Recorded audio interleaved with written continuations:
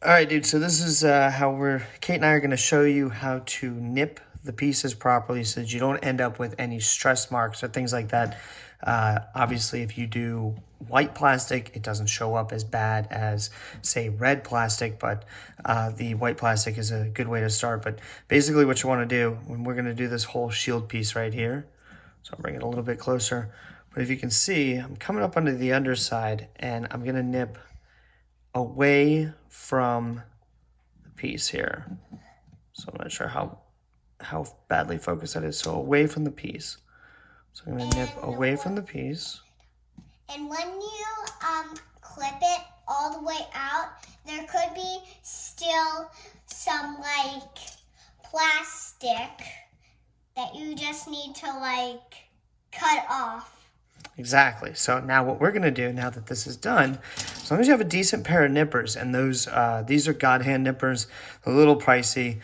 They are worth it, but they are a bit pricey. But the USA Gundam nippers are promising to be just as good as these things for a fraction of the price. So now once we have basically nipped out the piece, you want to then bring your nippers up close and a nice level cut across that last piece, and boom, it'll knock that little piece off and you won't really see any issues, any ridges. It's nice and flat and flush, and it saves you a ton of time.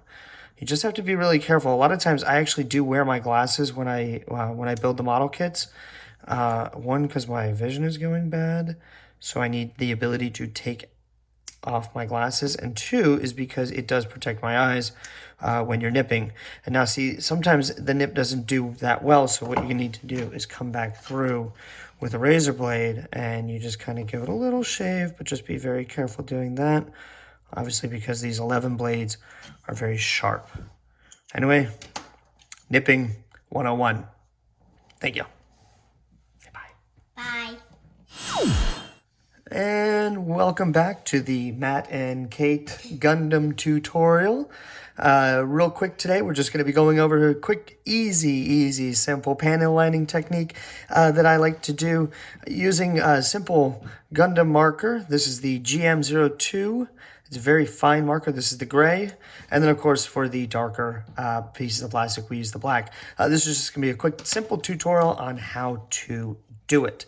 Now, Kate, as you can see here, what we're going to do is we're going to take the gray and we're just going to go ahead and line it down in all of our pieces here. I'm going to go nice and quick so that we can get these lines coming in. Yeah, go ahead. And for it to dry, you're going to have to take a Q-tip and you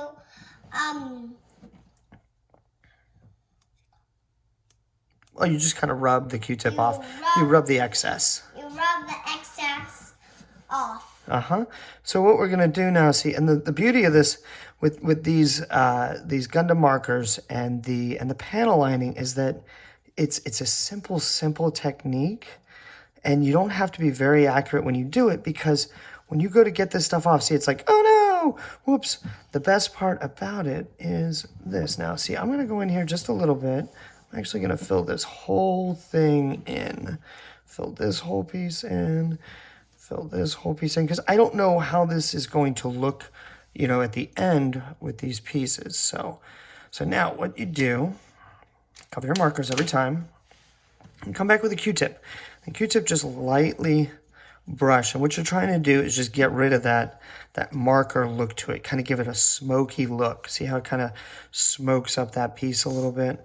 Especially around here in these edges that I threw it into, you want to get in there, because you don't want that excess to be anything more than just in the groove, really. And then the best thing is you just take your finger, you just rub over top of it, and you can play with it and you can decide whether you want more or little of the marker. Now see, I messed up on that one, so all I had to do was just rub it off and then come right back in. Right down in there. I gotta hurry on the other ones.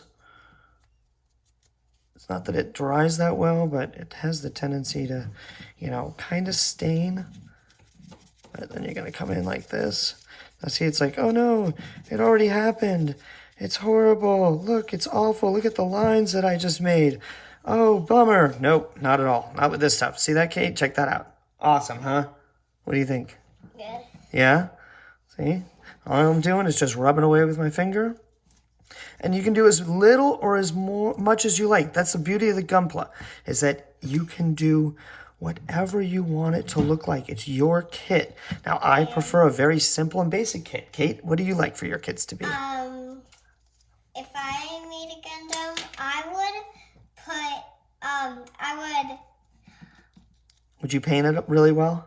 would paint it good, and I would take my marker and outline the shield.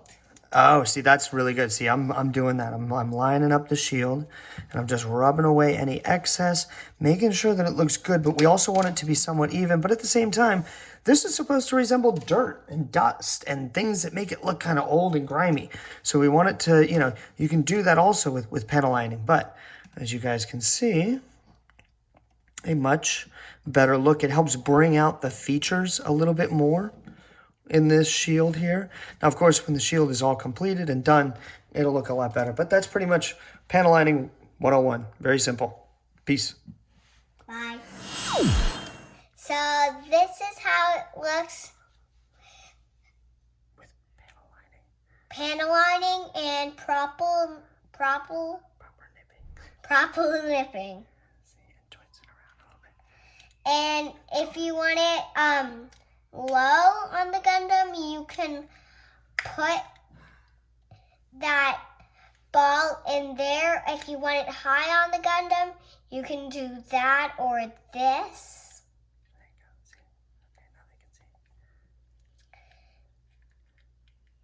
And if you're putting these on the Gundam, they have a proper order.